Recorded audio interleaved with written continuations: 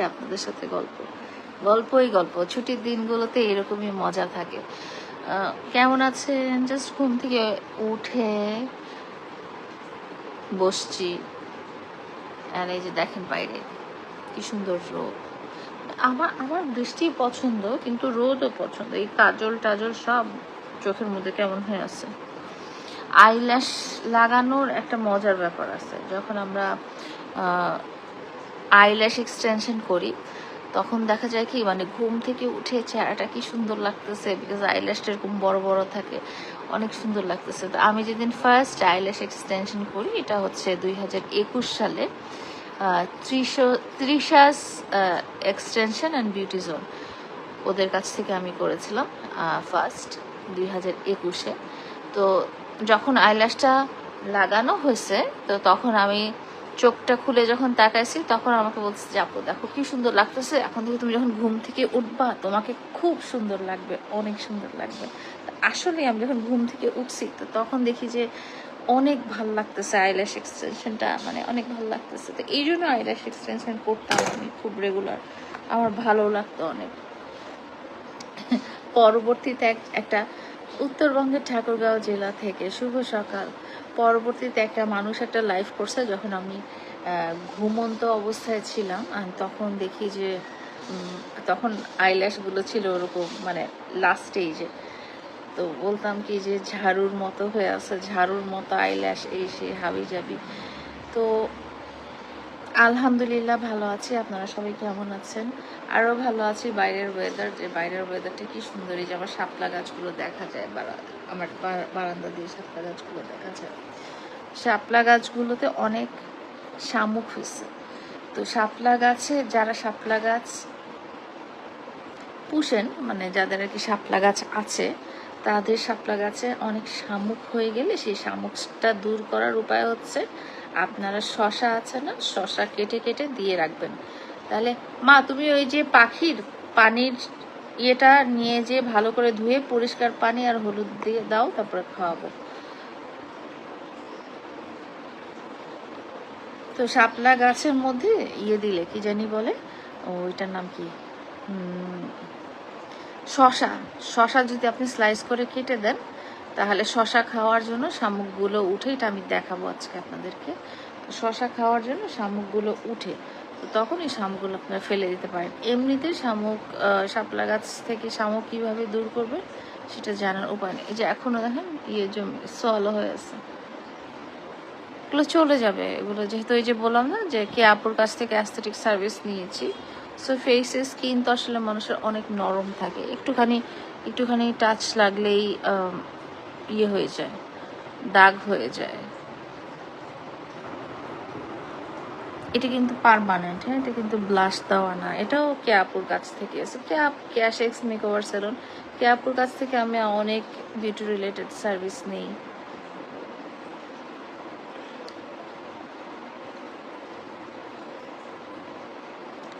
তো ক্যাপুর কাছ থেকে অনেক বিউটি রিলেটেড সার্ভিস নেই। এর মধ্যে আমার সবচেয়ে পছন্দের হচ্ছে বেবি গ্লো আর লিপ ব্লাশ। এটা কিন্তু লিপস্টিক লাগানো না, আমি পার্মানেন্ট লিপ কালার করেছি, যেটাতে লিপস্টিক লাগানো না। এই যে ভালো করে আলোর মধ্যে দেখো, নানা কারণে, পিগমেন্টেশনের কারণে, নানা কারণে দেখা যায় যে অনেকের ঠোঁট গাঢ় বাদামি বা কালচে হয়ে যায়। সো এগুলো কিন্তু সব এরকম লিপ কালার দিয়ে। লাইলা মামুন কি তোমার অভিশাপে ধ্বংস হয়ে গেছে? আমি বলতে পারি না, এটা আল্লাহ তাআলাই ভালো বলতে পারেন। ও হে মহিলা, তোমাকে কি বিয়ে করা যাবে? জি না, আমাকে বিয়ে করা যাবে না। আপনার সাথে একটু কথা বলতাম ইনশাল্লাহ। মামুন কোথায়? মামুন তো অনেক মিস করতেছি। মামুনের জায়গায় একটা স্টেজে, লাইফের একটা স্টেজে এসে দেখা যায় যে দুটা মানুষের পথ চলা অনেক আলাদা হয়ে যায়, জীবন অনেক আলাদা হয়ে যায়। বিকজ আমি তার সাথে আমার কোনো রক্তের সম্পর্ক নাই, সে আমার কোনো আত্মীয় না। তার সাথে আমার যে সম্পর্কটা ছিল সেটা হচ্ছে বাই ল, মানে হচ্ছে মুখে মুখে সম্পর্ক ছিল, বা বাই ল সম্পর্ক, আইনগত সম্পর্ক ছিল। সো সেটা যে কোনো মুহূর্তে আছে না, আপনারা দোকানের এগ্রিমেন্ট করেন, আপনার যখন লিজ নেন, জায়গা জমি লিজ নেন, দোকান লিজ নেন, তখন যখন এগ্রিমেন্ট শেষ হয়ে যায় তখন সেই জায়গাটা ছেড়ে দিতে হয়। তো যেহেতু তার সাথে আমার বাই ল বা বাই আছে না যে ওইভাবে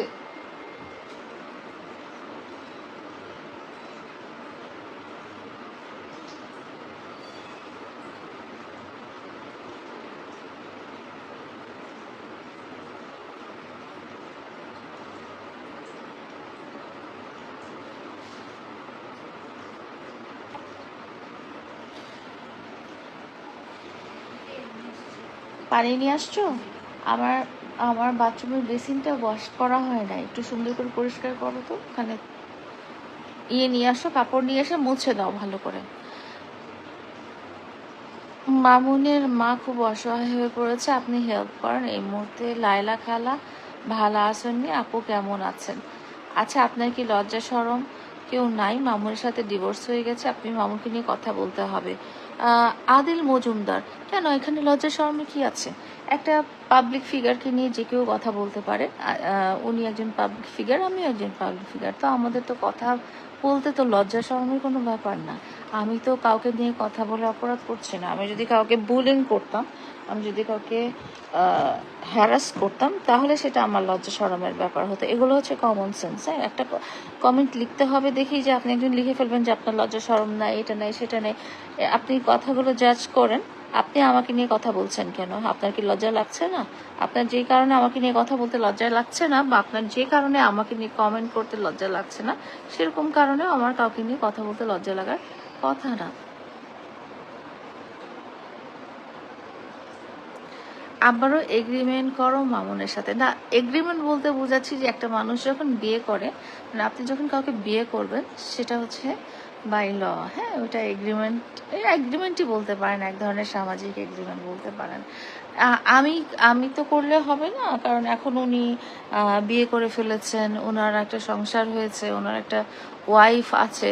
সো আমি ইচ্ছা করলে একটা মানুষের লাইফে চলে যেতে পারি না। আর বড় কথা হচ্ছে যে ওর জন্য আমার ওই ধরনের মায়া মহব্বত এখন আর নাই। মানে যে ধরনের মায়া ভালোবাসা বা বিয়ে করার জন্য যে ধরনের ফিলিংস দরকার, ওই ধরনের ফিলিংস ওনার জন্য আমার এখন আর আসে না, হবেও না। এবং আমি বিলিভ করি যে একটা সম্পর্ক শেষ হয়ে গেলে সেই সম্পর্কটা হ্যাঁ বেসিন, সেই সম্পর্কটা সহজে ঠিক হওয়ার কথা না, মানে এভাবে ঠিক হয় না। আর মাঝখানে যখন আরও অনেকগুলো মানুষ বা আরও অন্য মানুষ চলে আসে, তখন ওই সম্পর্কটা ঠিক করার দরকার নেই। উনিও তো মানুষ, উনিও তো ঠিক করতে পারতেন, বাট উনি যেহেতু ঠিক করেননি, তাহলে আমি কেন করব? এখানে ইগো ধরে রাখার ব্যাপার না, এখানে ইমোশনেরও ব্যাপার আছে, ফিলিংসেরও ব্যাপার আছে। তার নাম দিয়ে টাকা ইনকাম করে, তার নাম দিয়ে টাকা আমার কেন ইনকাম করতে হবে? তার নাম তো আপনিও লিখছেন, তাহলে আপনি কি টাকা ইনকাম করছেন? সো কারো নাম নিয়ে আমার নিজের যোগ্যতায় আমি টাকা ইনকাম করি, সেটা আজকে থেকে না, সেটা আমি চাকরি করি হচ্ছে 1998 সাল থেকে। সো তখন তো মামুন কেন, মামুনের মা বাপের নামও ছিল না। হ্যাঁ, সো কারো নাম নিয়ে আমার টাকা ইনকাম করতে হবে না। যদি সেটাই বলেন, তাহলে আমি বলবো যে আপনিও তার নাম নিয়ে মনে হয় একটা টাকা ইনকাম করছেন। এগুলো আসলে কিছুই না। আপু, ওরা অসহায়, ওদের পাশে দাঁড়ালে মানুষ অনেক খুশি হবে। মানুষের খুশি দিয়ে আমার কিছু যায় আসে না। হ্যাঁ, আমি কারো কথায় আমার জীবনযাপন করি না। আমি আমার আমার আমি আমার মতো করে জীবনযাপন করি। আমার যেভাবে ভালো হয়, আমার বাচ্চারা যেভাবে ভালো থাকে, আমি সেভাবে জীবনযাপন করি। কে খুশি হলো কে খুশি হলো না, তার কথায় আমি জীবনযাপন করি না। সো মানুষ খুশি হবে, মানুষ ভালো বলবে, মানুষের এরকম ভালো আমার দরকার নাই। কারণ আমি জীবনের অনেক কঠিন সময় পার করেছি, এবং আমি দেখেছি যে মানুষের ভালো বলাতে আমার কিচ্ছু যায় আসে না। কারণ মানুষ আমার জীবনে চলার পথে কোনো রকম ইম্প্যাক্ট রাখবে না। আমি কিভাবে ভালো থাকবো সেটা তো মানুষ দেখবেই না, বরং আমি কিভাবে খারাপ আছি সেই জিনিসটাই মানুষ বেশি করে যাবে। সো মানুষের কথা আই রিয়েলি ডোন্ট কেয়ার। আমি যেভাবে সৎভাবে সুন্দরভাবে নিজে জীবনযাপন করতে পারবো, আমি যেভাবে আমার বাচ্চাদেরকে হাসি খুশি রাখতে পারবো, আমি সেটাই দেখব। আমি দেখব না মানুষ কি বলে।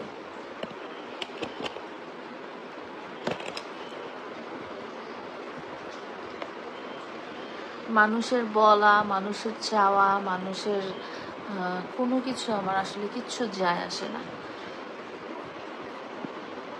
মানুষ অনেক কিছুই বলবে, কিন্তু মানুষ আমাকে 2 বেলা খাওয়াবে না। আমি যখন বিপদে পড়ব, আমি যখন মার খাইছি, তখন তো একটা মানুষও আসে নাই। হ্যাঁ, আমাকে যখন ওরা ফিজিক্যাল অ্যাসাল্ট করেছে, তখন তো আমি লাইভে ছিলাম, আমি লাইভ অন করছি যে আমাকে মারতেছে। হ্যাঁ, কিন্তু তখন আপনারা কয়জন আমার কাছে আসছেন, কয়জন আমার পাশে আসছেন? যারা আসছেন পরের দিন, তারা নিউজ নেওয়ার জন্য আসছেন। নিউজ নেওয়া শেষ হয়ে গেছে, লাইটটা অফ করো, নিউজ নেওয়া, লাইট অফ করে দরজা লাগে নাও, নিউজ নেওয়া শেষ হয়ে গেছেন, তারা চলে গেছেন। সো এরকম মানুষের কোনো কিছুই আমার দরকার নাই। আমার লাইফ আমি নিজে কন্ট্রোল করতে পারি, আমার লাইফে আমি নিজে চলতে পারি, আমার লাইফ ভালো রাখার দায়িত্ব আমার। সো মানুষ কি বললো, মানুষ কি বললো না, মানুষ কি ভাবলো, সেই টা নিয়ে আমি বসে নাই। কেউ পুরো একা হয়ে গেলে সেটার দায়ভার সম্পূর্ণ তার। সে যেহেতু আমার কাছে সাহায্য চায়নি, আমি নিজে যেচে পড়ে তার কাছে সাহায্য দিতে যাব না। কারণ এরকম অনেক গিয়েছি, অপমানিত হয়ে এসেছি। ছোট থেকে সে বড় হয়েছে আমার কাছে, আমি সেটাই ছোটই বলবো, কারণ ওই সময় সে খুব ইম্যাচিউর ছিল। অর্থনৈতিকভাবে সে ছোট ছিল, সামাজিকভাবে সে ছোট ছিল। সো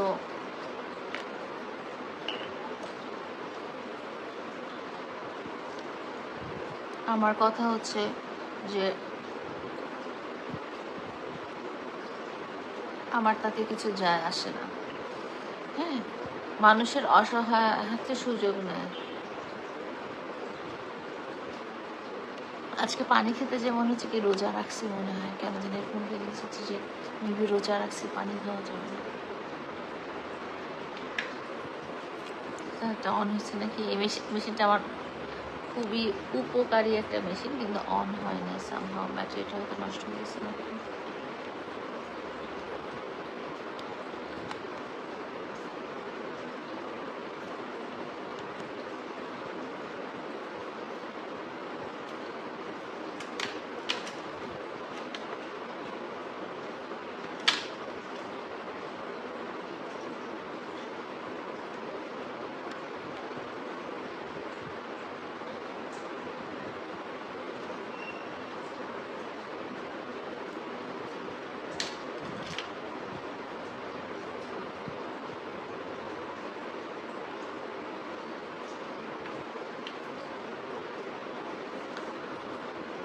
আর তোর কত কত কচি ছেলে লাগে, তো তাতে আপনার কি? আপনি কি বুড়ো হয়ে গেছেন? আমার যত কচি ছেলেই লাগুক, সেটা আমার একান্তই আমার ব্যাপার, এবং সেটা সেই ছেলেগুলোর ব্যাপার। ঠিক আছে, আমার লাগবে কেন? আপনি আমার বাসায় কোনো ছেলে দেখছেন সোফার? আপনি আমাকে ব্যক্তিগতভাবে যতগুলো লাইভ করতে দেখছেন, কখনো কোনো ছেলে দেখছেন? যারা আসে তারা কন্টেন্ট ক্রিয়েটার, তারা কন্টেন্ট ক্রিয়েট করতে আমার কাছে আসে। কন্টেন্ট ক্রিয়েশন হয়ে গেলে, তাদের পেজ স্ট্যাবলিশ হয়ে গেলে তারা চলে যায়। সো তারা ব্যক্তিগতভাবে আমার সাথে জড়িত না। যারা কন্টেন্ট করে তারা জানে এই ব্যাপারটা, যে কেন তারা লাইলার কাছে আসে। যারা কন্টেন্ট ক্রিয়েটর হতে চায়, যারা তাদের পেজের রিচ বাড়াতে চায়, তারা লাইলার সাথে কেন কোলাবোরেশন করতে আসে, সেটা তারা জানে। এবং তাদের যদি খারাপ না লাগে, আপনার কেন খারাপ লাগছে? তারা কচি মেয়ের কাছে যে কন্টেন্ট ক্রিয়েট করে না কেন, তারা কচি মেয়ের কাছে যে তাদের পেজের রিচ বাড়াতে চায় না কেন? কারণ বাড়ানো যায় না, সেই জন্য চায় না। আমার কাছে আসলে, আমার সাথে কন্টেন্ট করলে ভিউ হয়, তাদের পেজটা ঠিক হয়, তাদের ইনকামের রাস্তা খুলে যায়, সেই জন্য তারা আসে। আপনি যেহেতু কন্টেন্ট ক্রিয়েটার না, সেহেতু আপনি এই জন্য জিনিসটা বোঝেন না। চোখের নিচে কালো হয়ে, চোখের নিচে কালো হয়ে যায় না, চোখের নিচে কাজল দিয়েছিলাম, তো কাজলটা আমি ধুতে পারিনি। আমি যে বললাম না, আমি ফেসিয়াল অ্যাস্থেটিক সার্ভিস নিয়েছি, যার কারণে আমি মুখে ফেসে পানি লাগাই নাই, তো কাজলটা আমি তুলতে পারি নাই, কাজলটা তুলতে পারিনি। আজকে যখন কাজল ওয়াশ করব, তখন দেখবেন যে আসলে ইয়ে না। কেমন আছো তুমি? আলহামদুলিল্লাহ, আমি অনেক ভালো আছি। আপনারা কেমন আছেন? একটু লাইটের জন্য হতে পারে। দেখুন, আমি ইন্ডিয়া থেকে অনেক আগে থেকে সম্পর্কের বিচ্ছিন্ন দেখে অনেক কষ্ট লাগে।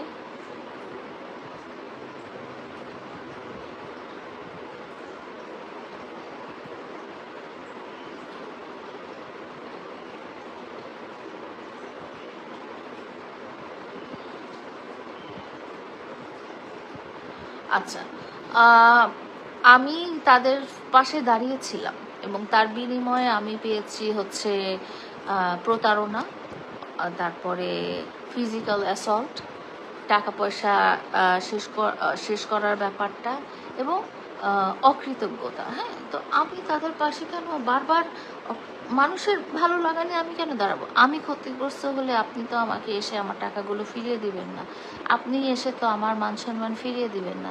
সো আমি একটা ফ্যামিলির পাশে যে দাঁড়িয়েছি, 4 বছর তাদের সাথে ছিলাম, 4 বছর ছাড়াও বাকি আরও 2 বছর 6 বছর তাদের সাথে ছিলাম। সো তাদের পাশে দাঁড়ানোর কারণে আমি মানুষের কাছে ছোট হয়েছি, অপমানিত হয়েছি। শুধু মানুষের কাছে না, ব্যক্তিগতভাবে আমি অ্যাসল্টেড হয়েছি, আমি প্রতারণার শিকার হয়েছি। যেই পরিবার তারা অসহায় হোক আর না হোক, তার অসহায়ত্ব দেখেই তো তাদের পাশে আমি দাঁড়িয়েছিলাম। তো এখন কি আবার দাঁড়াবো আবার প্রতারণার শিকার হয়ে যাওয়ার জন্য? আমার কষ্টের সময়, খারাপ সময় তো আপনারা আমাকে ফিরিয়ে দিবেন না। সো আমি আমার জীবনের শেষ বয়সে আমি আবারও প্রতারণার শিকার হতে চাই না। এই আলোটা কি আজে বাজে দেখা যাচ্ছে? অনেক মানুষ আছে দুনিয়াতে, আপনি দাঁড়ান, আপনি মানুষের চোখে ভালো হন, আপনি তাদেরকে ভালোবাসেন বা আপনি তাদেরকে ভালো রাখেন, তাই না? ইচ্ছা করলে আপনিই তো পারেন। আপনি আমাকে বলছেন কেন? আমি একজন সাধারণ মানুষ হিসেবে যেভাবে তাদের পাশে ছিলাম, আপনিও সেরকম দাঁড়ান।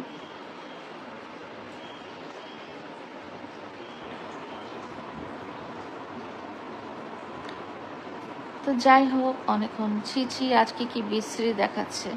আমি বিশ্রী দেখতে, সো আমি এমন না যে খুব ভালো দেখতে। আজকে বিশ্রী দেখালেও সেটা ছি বলছেন কেন আমি বুঝতেছি না। আপনাকে কি বাসায় সবসময় ভালো লাগে?